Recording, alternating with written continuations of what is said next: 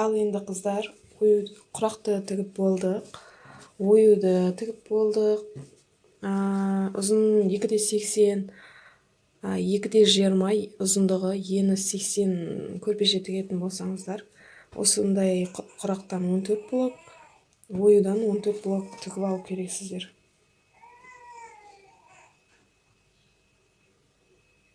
Енін ұзындығын 22 сантиметр қылып алдық. Қиып алдық 22-де 22, оюды да 22-де 22 қылып, бәрін бірдей қылып істеп алдық. Себебі құрастырған кезде мына жері бір-біріне сәйкес келу керек. Енді бастаймыз құрауды. Ең бірінші қызыл узор түскен, ою түскенді ортасына қоямыз. Мен уақыт алмау үшін тек төртеуден алдым. Оюдан төртеу, құрақтан төртеуін алдым. Барлық уақытта осындай ағы жері ақ болса, соның ортасына қоямыз. Жері қызылды жанына екі шетіне қоямыз. Одан кейін құрақтың қызылын іш жағына қаратамыз. Осылай іш жағына қаратамыз.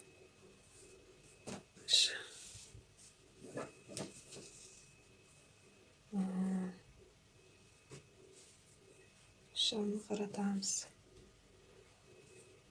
Жаңағы екінші қызылды мынандай жанына қойып аламыз. Мұнда дөнгенін былай не істеп аласыз неке. Беткен кезде ақшылдау болып тұр, беткен кезде қызыл болып тұр. Қойып қарайсыз, бәрін бір жағына, бір бағытқа қойып аласыз ғой. Мен қазір мына жақтан жинаймын, бір жағынан, өзім жағынан жинаймын. Оны мына жаққа қоямын. Неке, қызғыштау болып тұр, ашық свет.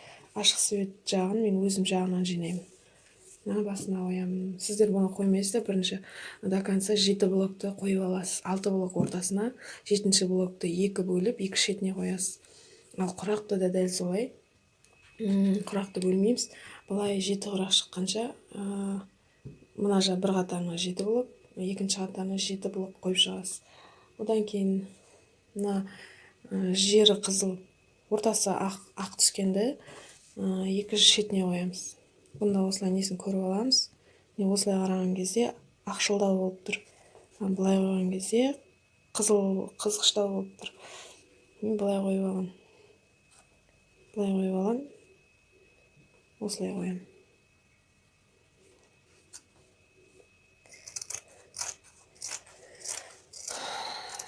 Уақыт алмау үшін мен тек біреуін ғана тік көрсеттім. Ең бірінші құрастырмай тұрып, құрақтарыңызды оюларыңызды тігіп алу керексіздер. Мына жерін осылай зигзагтап алуыңыз керек. Енді ең шеткі мына бұрышына, екі шет бұрышына, төрт жақ бұрышына мынаны 4-ке бөлеміз. Мұнда осылай көріп аламыз. Осылай алғанда қызғыштау болып, ақшылдау свет болып тұр. Қызылын ақшылдау свет болып тұр. 4-ке бөлеміз бұны. 4-ке бөліп, былай қоямыз 4 жағына. Мынаны екінші бұрышына қалай қоямыз.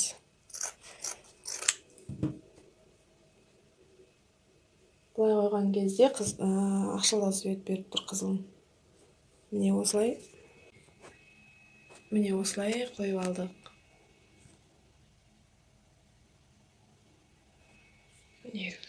Сіздер осылай до конца 7 блок, құрақты да 7 блок қойып аласыз. Ең соңында 7 блок біткен кезде мынаны былай қоясыз. 7-ші блок деп алсақ, 7-ші блоктың басына осылай қойып аламыз до конца. Содан кейін құрап бастаймыз.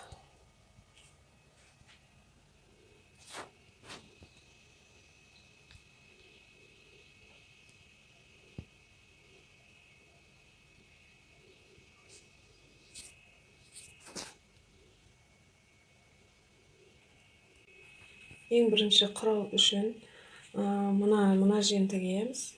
Одан кейін мына бұрышпенен мына бұрышты тігіп аламыз бірінші. Содан кейін Мына бұрышын былай тігіп аламыз.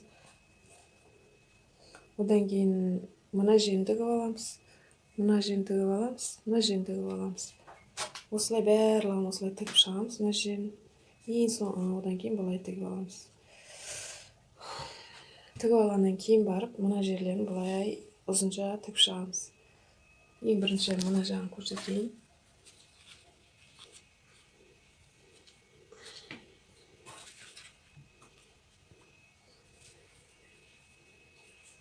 Осылай алып келеміз машинаға.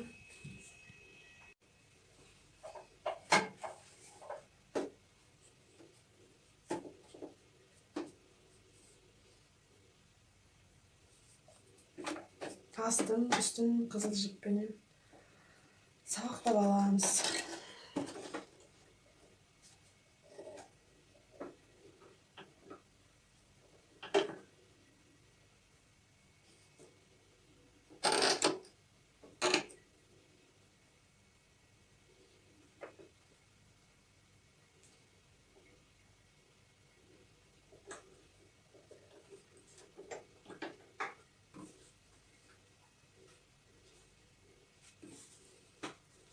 Тігеміз. Бірінші мана алған үшеулікті тігіп аламыз.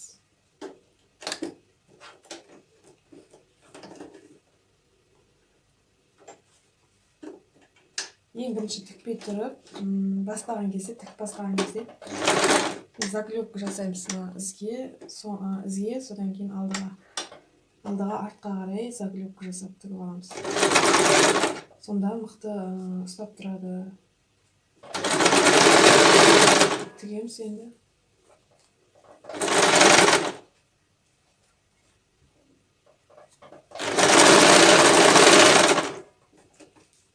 Үшіншімді қойып алам, екінші қоюды.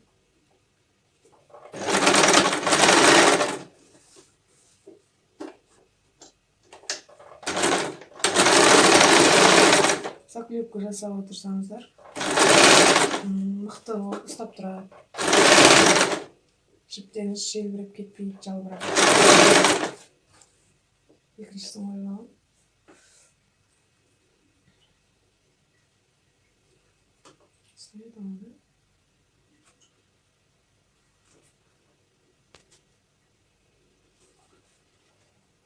Енді үшіншісін тігіп алам.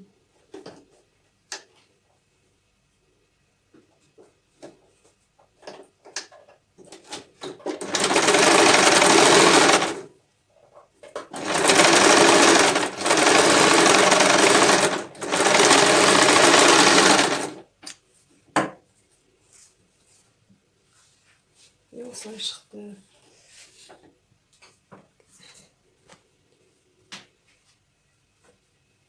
Так, енді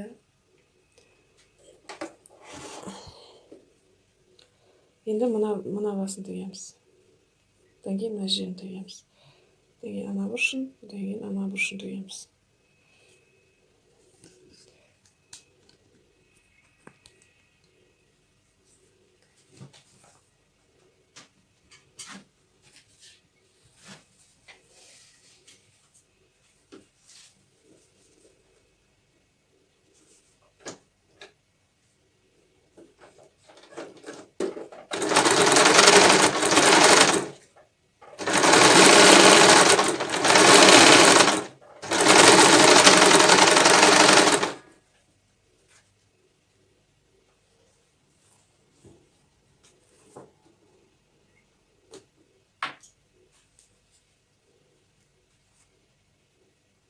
Енді мынаны құрастырамыз екеуін.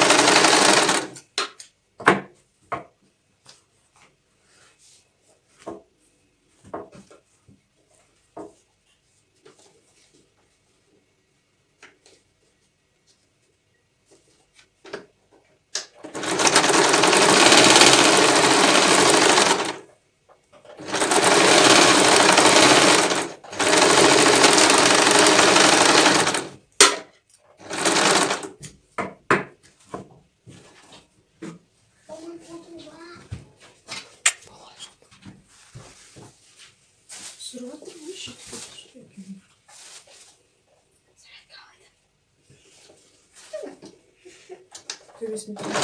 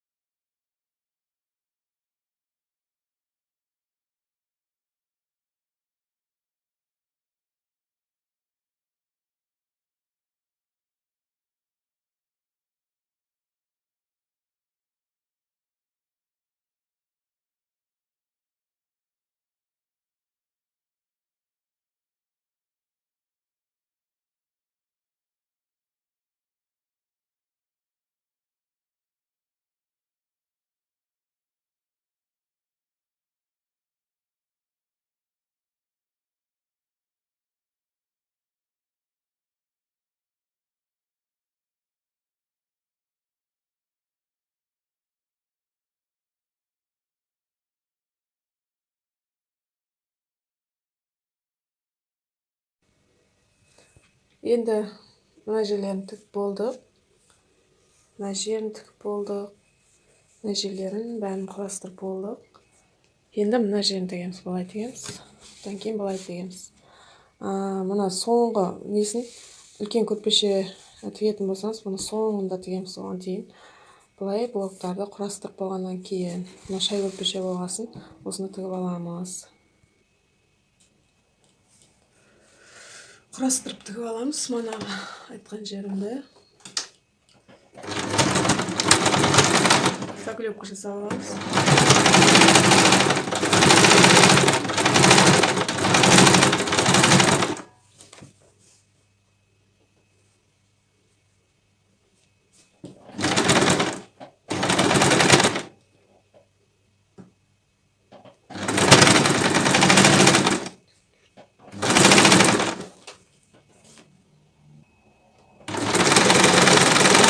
Соңында да заклепка жасап аламыз.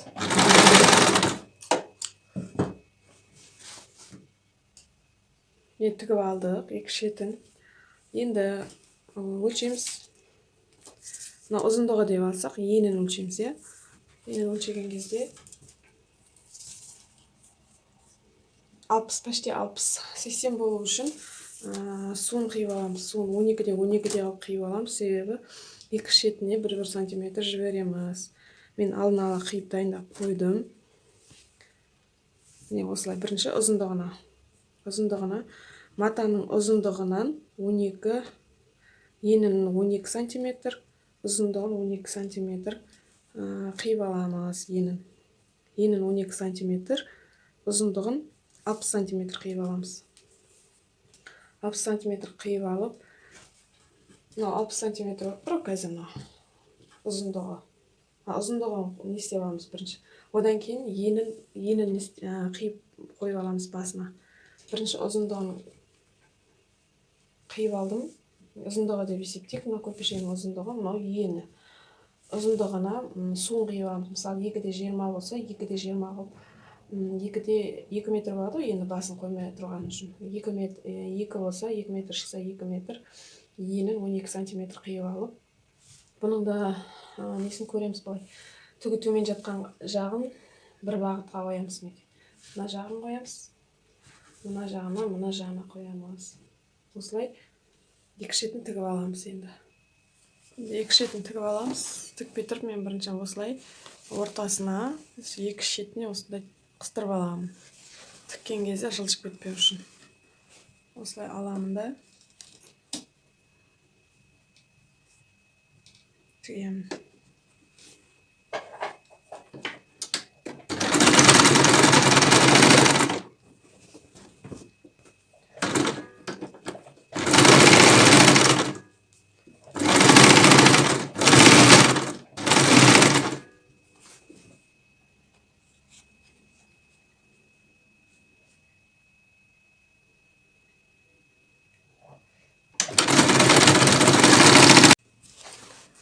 Енді екінші жағын тігіп аламыз.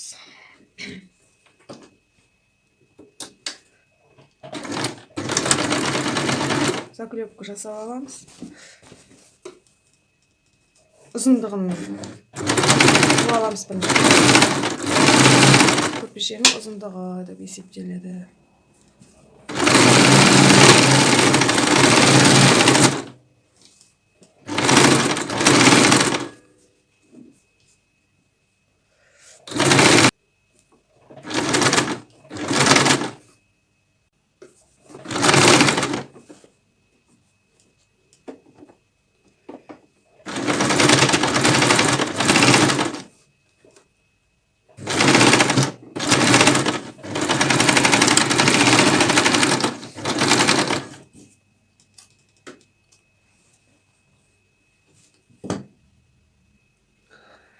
Ұзындығын тігіп болдық. Енді еніне қоямыз. Енін тігіп аламыз. Енін өлшеміз. Көрпешенің ұзындығы деп аламыз. Мынау енді енін екі шетіне көрпешенің суын қоямыз. Өлшеміз сонда осылай. Ровно 80 болды. Енді 80 сантиметр суын қиып аламыз. Суын 80 сантиметр ұзындығынан қиып алсақ та болады, матаның енінен қиып алсақ та болады. Ұзындығын 80 сантиметр, енін 12 сантиметр қиып алып, мұнда осылай қолымызбен көріп аламыз. Өзіміз жағына жинаймыз.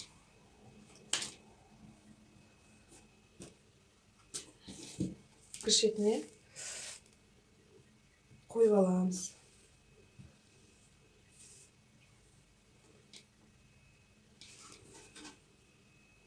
Енді осылай екі шетін тігіп шығамыз. Екі шетін тігіп аламыз. Заклепка жасаймыз бірінші.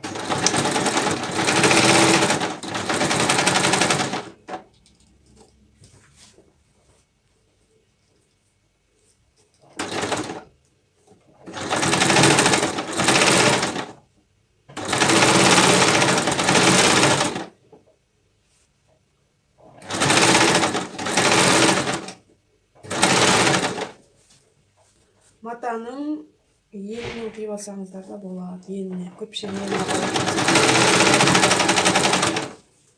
кішкене мынандай шығып кеткеннің ешқандай зияны жоқ. Қайшымен қиып алып тастасаң да болады.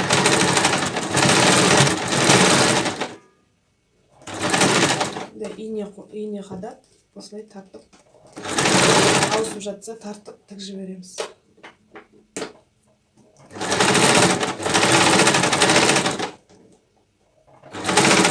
Соңында заклепка жасаймыз.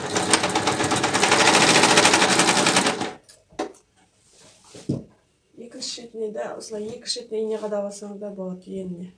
Басына, мынау соңына. Енді екінші шетін тігеміз басын.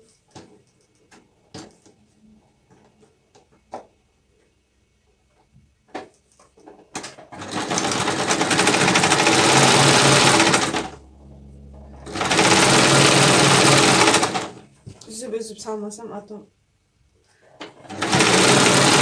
видеом ұзақ болып кетіп жатыр. Телефон сақтамай жатыр, памяті болып. Түсінікті болу үшін осылай тоқтатып түсіріп жатырмын.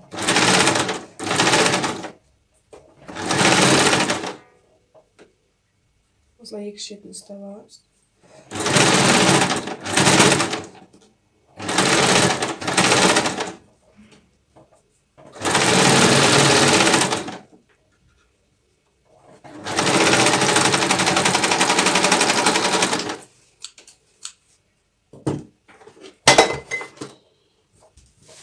Осымен көрпешеміздің беті дайын.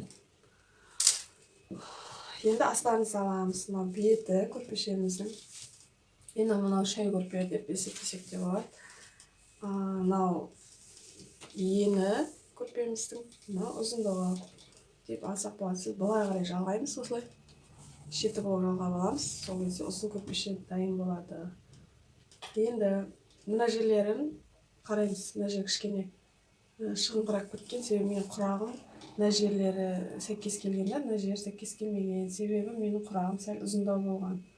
Сол үшін да құрақты 22 сантиметр, ойының размері 22 сантиметр ғой.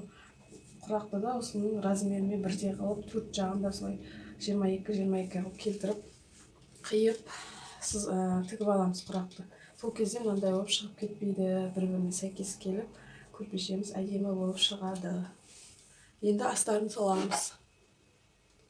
Астарын тігу үшін мен осындай мата алдым. Негізінде мына вильон матамыздың түсіндей мата таңдау керекпіз негізі. Вильон матадан да қойып жатады астарына. Одан кейін бір түсті осындай арзан бағада мата қойсаңыздар болады. Габардин, бамбук деген маталар бар. Соларды қолдансаңыз болады. Бірінші тіккен кезімізде. Кейін бағасын көтеремін, қымбаттатамын деген кезде астына вильон мата қойып тіксеңіздер болады. Менде ол мата болмағасын, пока сіздерге түсінікті болу үшін осы матадан алып көрсетемін. Мына енді ені дедік қой, мана көрпешеміздің ені, иә. Ені 80 дедік. Мына 80 сантиметр. 80 сантиметр солай қалдырамыз. Енді ұзындығы 2,20 болса, мысалға көрпешеміздің ені 2,20 болса, астарымызды 2,30 қылып қиып аламыз. Себебі замокқа 10 сантиметр замокке кетеді. Сол үшін 10 сантиметр артық қиып аламыз ұзындығына. Ал мен қазір ұзындығым 80 болып тұрған үшін мен 90 сантиметр қиып аламын. 90 сантиметр қиып аламын. Кейін оның ортасынан былай, ортасына замок түсіретін болған үшін осындай жерінен қиып тастаймын матаны. Енді міне қиып алдым. 90 сантиметр қиып алдым ұзындығына. Мына ені. Ұзындығына 90 сантиметр қиып алдым. Себебі менің көрпешемнің ұзындығы 80 сантиметр, 10 сантиметр қосып қиып алдым. Кейін оның ортасынан осылай екі бөлдім. Себебі мен осындай замок саламын. Осындай замок саламыз. Бұның екі түрлі замок болады. Осындай қалатқа салатын замоктер болады. Сондай салсаңыздар да болады. Или мынандай осындай замок салсаңыздар да болады. Пока басында осындай замок. Мен негізінде көбіне осы замокты қолданамын. Осы замокты ортасына салу үшін мен матаның ортасынан бөлдім. Бөліп енді негізінде замогымыздың да түсі осындай түс болу керек. Міне матамыздың. Міне осындай түс, замогымыздың да түсі осындай түс болу керек. Асты да осындай түс болу керек. Сонда әдемі болып шығады көрпешеміз. Енді менде басқа замок болмағасын, осындай сіздерге түсінікті қылу үшін осы замокты алды. Осылай ортасына қоямыз замокты.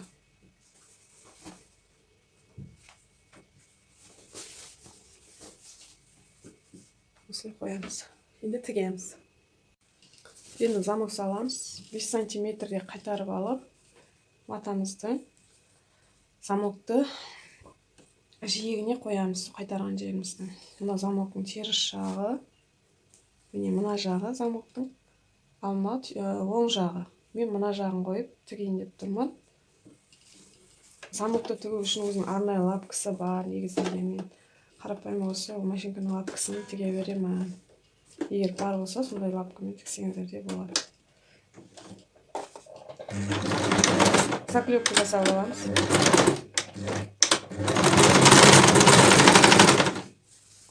сантиметрде қайырып, қайырған жерін жиегімен замокты тігіп отырамыз. Мына жерін жиегімен тігеміз. Мына үстіне өтіп кетсеңіздер, замок ашылмай қалады. Сол үшін жанын жиегімен тігіп отырамыз. Үстіне мүліп кетпеуін қадағалап отырамыз жіптің.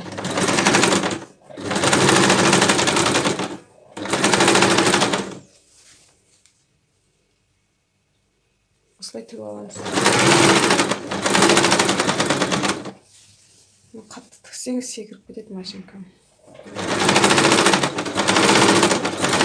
Сосын жайлап тігіп жатырмын.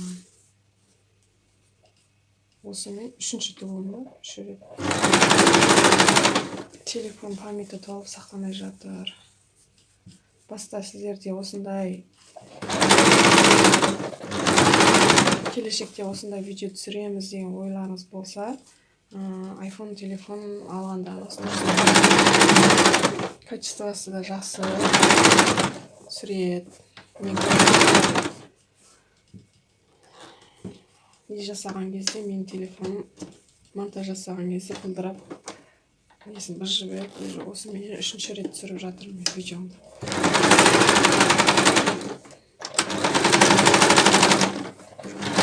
Үшін iPhone телефонмен түсірген жақсы деп өзім ойлаймын. Енді екінші жағын тегеміз.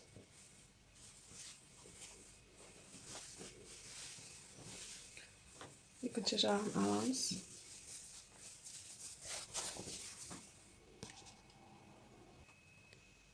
Мана мына жағымен тіктік қоя. Енді мына жағын, ашылмайтын жағынан аламыз. Теріс жағын, мынау теріс жағына, оң жағына матамыздың оң жағын қоямыз ұшынан. Мына жағынан тігеміз қой. Мына жағынан ала тігеміз қой. Мына жағынан алып, оң жағын қоямыз. Замоктың ашылатын жағынан бастаймыз.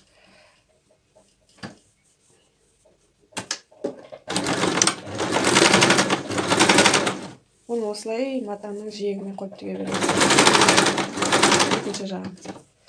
Замокты жауып аламыз. Дальше тікіп кете береміз. Екінші замоктың матамыздың өзінің жиегімен қайырмай осылай тіге береміз. Секіріп кетіп қанды шықты.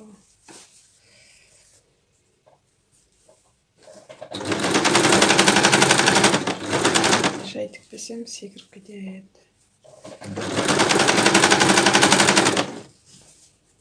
Сосын бір жағынан видео түсіретін ойларыңыз болып жатса, телефонның памятін тазалап алған жөн екен. Ішінде керек емес видео бәрін өшіріп тастап, керек емес функцияларды. Видео түсіру қиынға соғады екен.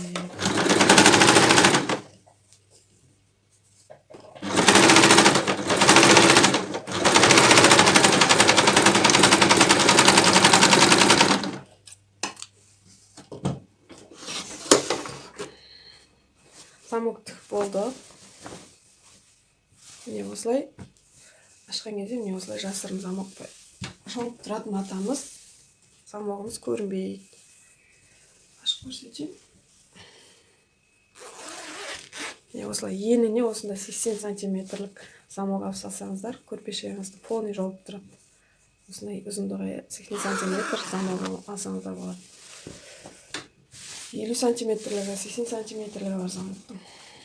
80-дігін алсаңыздар, осылай полный еніне кетіп тұрды көрпешеміз. Енді бір-біріне қыластырамыз құрақпенен астарын.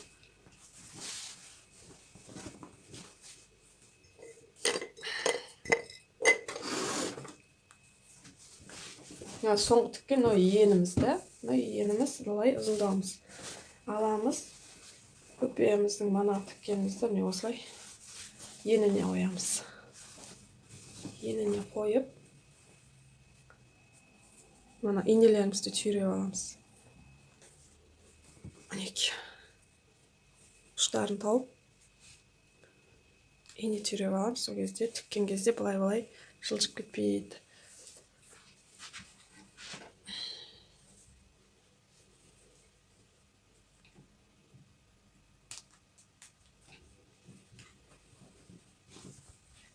Мында осылай ұзындығы болған үшін ортасына да қадап алсаңыздар болады. Көпешенің ұзындығына 3 жеріне қадап аламын. Еніне 2 жеріне қадап аламын. Ортасына 1 жеріне, 2 шетіне қадап аламын ұзындығы.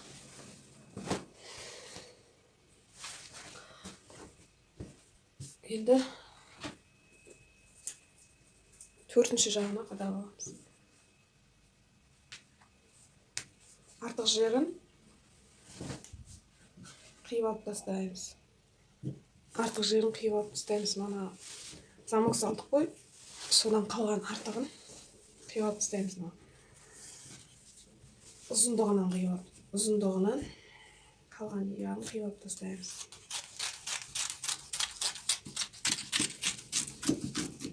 Енді 4 жағын тігіп шығарамыз. Астар жағынан бастап тігемін. Себебі астар жағы қатты болғандықтан матасы ұстап тұрады. Заклепка жасалады. Мындай жайлап тегемиз.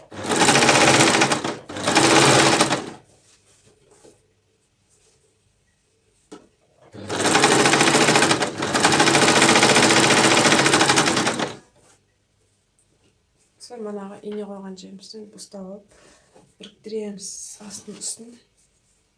Кесек биткен эми биз аны ошо сагызбен тик кыйгасын.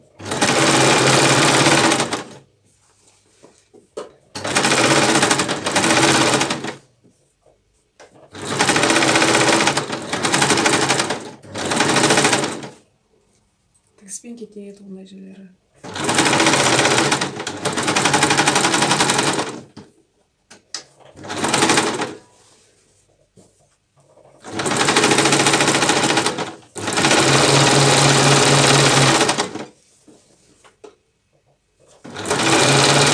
Замок салган жерлерибизди заклепка жасап жиберемиз, өтүп кетпей үчүн.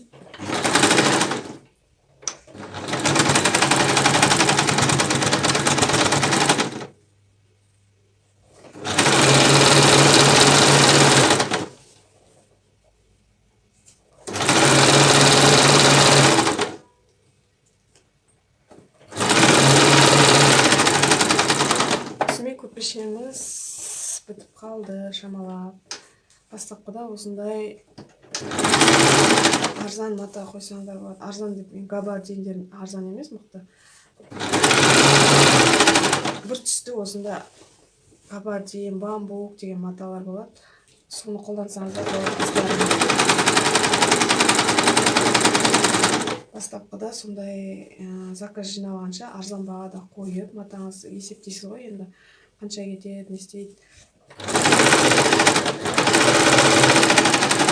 Сол кезде бамбуктен габардин маталарды коюп, астар кылсаңыздар болот. Мен көбүнө бамбук матаны колдонам, негизи габардинден көрө бамбук. Онун ени, габардиндин ени 20, жок, габардин эмес, бамбуктун ени 3 метр. 3 метр 20 сантиметр сондай. Утасыз да, енинен утасыз. Габардиндин ени 150 сантиметр. Сол үчүн бамбук матадан алып тиксеңиздер болот. Бамбук матанын енинен утасыз. Ени энди болгон үчүн. Кичине энержим издеп кетти.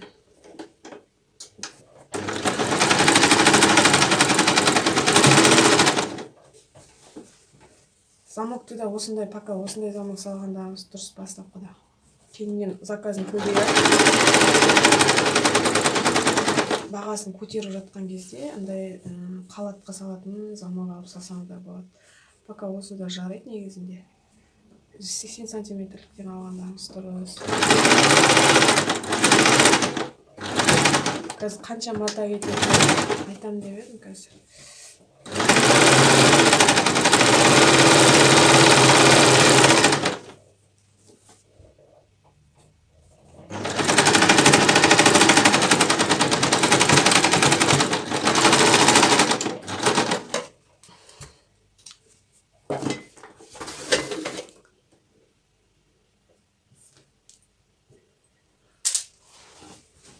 Осумен көрпешемиз аякталып калды. Мен биринчи мени ашып алмакпын.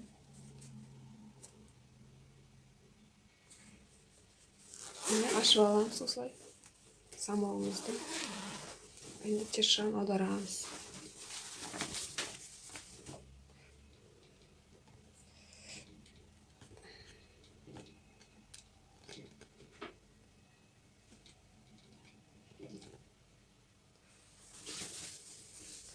Өткенде эң биринчи мен жобалап 4 көрпешеге осындай 2,20 узундугу.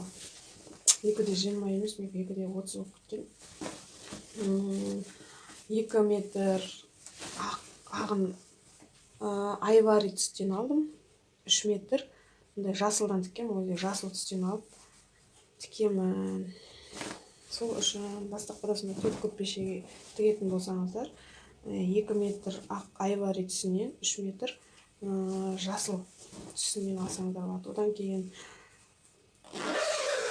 осулай жабабыз. Аны көрпешемиздин астары Анау арт жағы. Мына сары түске 1 метр алсаңыздар болады. 1 метр. Бұның ені 1,50 болады. Диск мата деп аталады. Қызылдан 3 метр, ақтан 2 метр алыңыз. Одан кейін паутинкіден 3 метр, флизеленнен 4 метр алып көрсеңіздер болады. Анаған 1 метр, негізінде сол 4 метр, анадан флизеленнен 2 метр кеткен сияқты менімше. Содан кейін ақ жіптен 1 ақ жіп, 1 қызыл жіп алсаңыздар болады. Содан кейін мына құрақтың астына қоятын ақ шыт матадан 4 метр, егер жетпей қалады десеңіздер 4 метр алыңыздар. 3 метр алдым мен. Пока солай 3 метр алып көрсеңіздер болады. Содан кейін 4 көрпешеге 4 замок аласыз, сол түстен. Одан кейін бамбук матадан 5 метр алдым мен. Бамбуктың еніне қойдым мен көрпешені. Еніне қойып, осылай бүйтіп қойдым да, сонда оның ені 3 метр болса, где-то бір 4 көрпеше, 3 көрпеше шығады ұзындығынан, енінен. Солай тіксеңіздер болады. Ал енді сәттілік тілеймін. Осылай тігіп, маған фотоотчет жіберсеңіздер болады менің жекеме инстаграмға. Осылай тігіп, маған фотоотчет жіберсеңіздер болады.